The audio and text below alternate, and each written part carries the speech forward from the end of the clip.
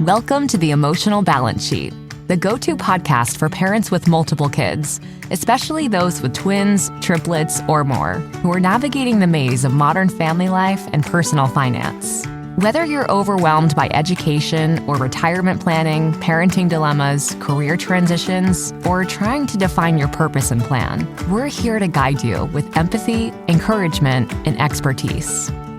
Hosted by Paul Fenner, founder of Tama Capital, a certified financial planner and parent to 4 kids, including a set of triplets. Our podcast is your ally in the quest for financial peace of mind, proving that money matters, but family comes first. Subscribe now and join our community of empowered parents at tamacapital.com. This podcast is for informational purposes only and should not be relied upon for investment decisions. Clients of Tama may retain positions in the securities discussed in this podcast. What does comprehensive financial planning even mean? At Tama Capital, it means a family office where lifestyle planning such as retirement, college, portfolio management, and tax prep and planning are all under one umbrella. But it goes beyond numbers. We focus as much on the emotional side of financial planning as we do on the financial side. We get you. We understand your challenges of building a family, business or career, and a healthy life. We are devoted to wealth planning for families like yours because we are you. Learn how our family can help your family by visiting tamacapital.com. Hi, and welcome back. Do you recall, I don't know how many years ago it's been now, but there was a financial service company, I know the name, but I'll let it remain nameless, that had these commercials with people carrying around like these big giant numbers. And it was like how much money they needed to retire or something like that. And while I hope that we've all moved past finding out what our so-called number is, I thought about that when I came across this article that I'll link to in the Wall Street Journal. I would encourage you all to read it. It may have a firewall, so if you don't have a Wall Street Journal subscription, you might not get it. But I want to set this up. I still think you'll get the gist of my message and the points I want to make today. But the article centered on families who make over $250,000. So that means they're in the top 10% of all household income generators in the country, and they still don't feel rich. And what was interesting about this article was that one of the stars of the show, of the article, this family from Pennsylvania, stated that her and her husband earned about $350,000 a year. They owned their home in Pennsylvania, and they had a second home, a vacation property that they rented out on Airbnb. And they had 3 kids that played club sports and had all these extracurricular activities. And I think that right there, if you're a parent listening, you know that right there is it. Now, let me back up a few places here. They have 2 houses, not just one. Now, it doesn't go into detail about how much debt they have or the mortgage rates on these houses or what they get from the investment or renting it out. It doesn't matter. The fact is that at $350,000, and I'm pulling up this data right now, and this is another great website I'm going to link to in the show notes, so check it out. It breaks down what income, based on your income, like what percentile you are within the United States. So for example, if you were making $350,000 of household income a year in 2024, based on U.S. Census data survey, you would be roughly around the top 4%. Top 4%. And somehow there's a breakdown here about feeling rich. Now, there's a lot of different ways I can take this, but what I want to bring it back to, point number 1, is that, as my good friend Cullum Roach said in an article he wrote, it's really hard for Americans to measure our standards of living. Like you think back to 100 years ago, luxuries back then are table stakes today. I'm going to be going on a overseas wedding anniversary trip with Teresa.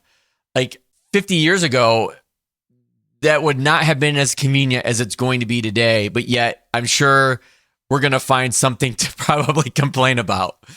And I think the first point I want to make today is that it's really hard to quantify these rapid standard of living improvements that we've seen, over our lifetimes. I'll be 50 next May.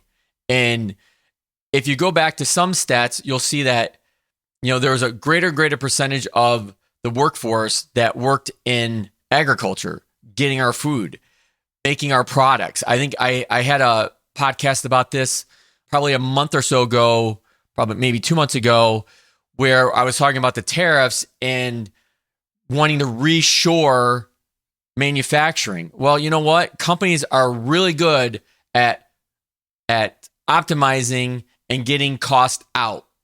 And if you look at how many people worked in manufacturing and agriculture decades ago, you'll see that number has just continually drifted downward. So the next thing I want to come back to is the point I made about this family has not one, but two houses. And I don't disparage anybody that has a second home that they use for an investment purpose. I think if I read between the lines in the article, what they're doing.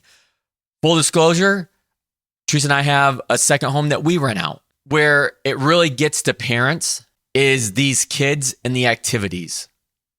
I think that's where people and families really struggle. And I've worked with families over the years that spend not thousands of dollars, but tens of thousands of dollars on club sports, on activities for their kids, you name it.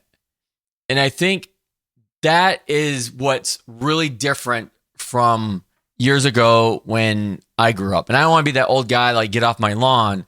But, thinking back to my own childhood, like you played one rec sport every season and that was it. There wasn't a camp for this. There wasn't a camp for that. You weren't, going to an overnight camp for a sport. Maybe you went like overnight camp for something else. Maybe it was religious camp or, Boy Scout camp or something like that, but not like a sports camp that you're paying thousands of dollars for. And believe me, I am just as much in this as likely you all are that are parents listening to this. Just this last week, I spent a lot of time in Ann Arbor, Michigan, taking Madison back and forth to a swim camp. And it was worth it. I liked doing it. I liked spending the time with her, but it was still not an insignificant amount of money. But I think when it comes to, this mark of feeling rich, it doesn't matter that modern life isn't hard. Human life is always hard and probably always will be. So while it's easy to see how life is easier today than it was 100 years ago, we've just created different problems for ourselves. And one of the phrases that Morgan Housel, it'll always be ingrained in my mind, is one of the challenges within life, financial planning, life planning, whatever you want to call it, is to get the goalpost to stop moving. And in talking about this in a podcast I did the other day about seeing one of my favorite bands that I started listening to when I was in college. You remember how poor you were in college? Like I have a hard time thinking back and having a conversation with that person. Because if I would have told Paul in 1996 or 1998 that I'd be standing here where I'm at today, I would have said, no freaking way.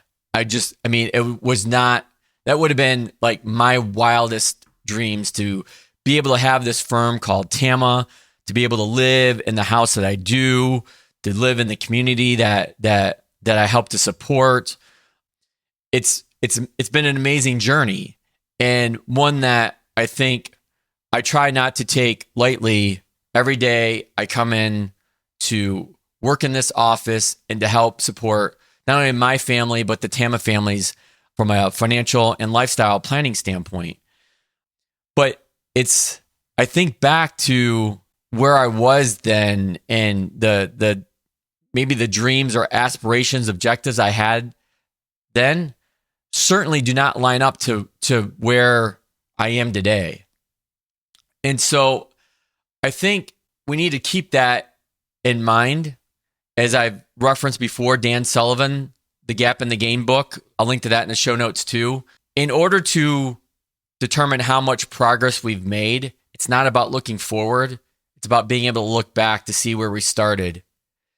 And so, because that horizon is always going to be in front of us.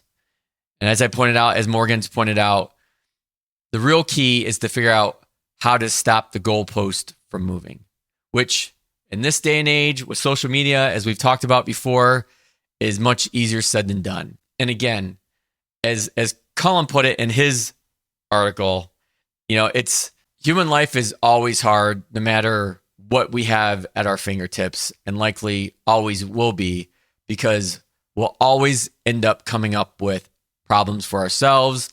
And once we solve those, there'll be new ones ahead of that. So check out the article, the Wall Street Journal article. I think you'd like it. I'm also going to share a couple other points that I mentioned in here, especially on the income spectrum, to see, like, I think this would be really eye-opening for folks when you look at your total household income. You can just pull this off your 1090 or 1040 and see like what percent that you're in. And I think you're going to be surprised that how high your income is versus the rest of the people that live in this great country. Now that you've made it to the end of another great conversation, are you looking for more? If so, head over to tamacapital.com, where you will find all of our conversations. Use the search feature to find the topic or guest you would love to learn more about. Also, don't forget to make someone else's day by sharing our show. Thank you so much, and we'll see you next time.